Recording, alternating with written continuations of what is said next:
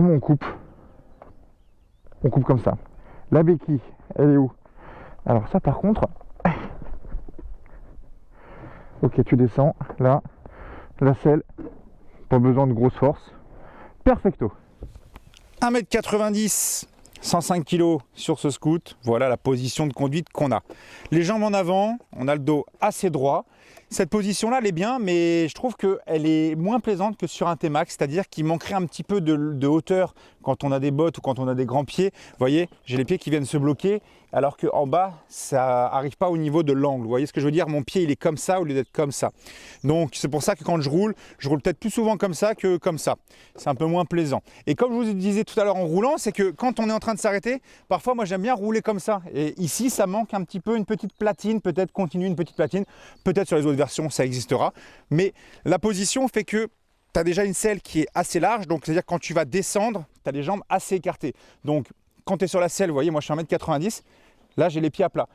Mais mine de rien, si tu es un petit peu petit, eh ben, tu pourrais, entre guillemets, avoir le scooter peut-être un peu haut, le fait que la selle soit large et t'écartes les jambes, donc forcément, tu es un peu sur la pointe des pieds. La selle à l'arrière, vous voyez, là en position normale, je suis bien, et derrière vous avez quand même, pour une fois, vous avez de la place.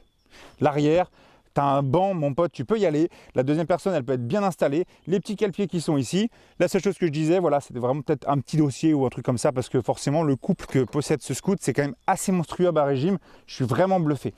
Donc, ça, c'est la position qu'on peut adopter sur ce scoot. C'est super cool et moi, je kiffe. C'est parti, les gars. Hop là. On enlève de sa béquille principale.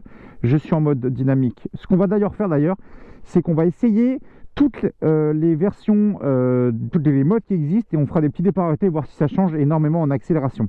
Bon, moi ce que j'aime beaucoup, hein, vraiment, c'est la sensibilité et la façon que les gaz arrivent. Regardez, c'est vraiment, regardez,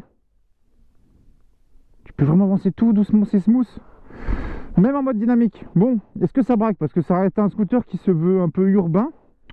À reculer, ça se fait bien, ça braque bien, malgré la longueur de l'empattement du 40 tonnes qu'on a.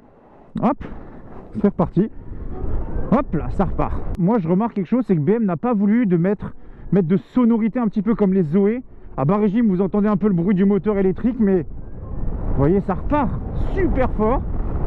Pour un 125, je suis assez bluffé quand même. Vous allez voir, regardez, je vais mettre ici. On va faire plusieurs accélérations. Regardez, on va faire l'accélération, on va la mettre en mode éco. On va voir ça. Donc là, je suis en mode éco. Voilà, feu vert, j'accélère.